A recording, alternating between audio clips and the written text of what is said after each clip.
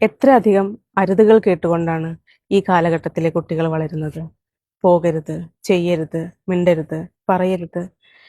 ഇങ്ങനെ വളരുന്ന ഒരു കുട്ടിക്ക് എങ്ങനെയാണ് ജീവിതത്തിൽ ചിന്തിക്കാൻ കഴിയുക, സ്വപ്നം കാണാൻ കഴിയുക, തീരുമാനങ്ങൾ എടുക്കാൻ കഴിയുക, ജീവിതത്തിന്റെ കൈപ്പേറിയ തോൽവികളിൽ മുന്നോട്ട് പോകാൻ സാധിക്കുക?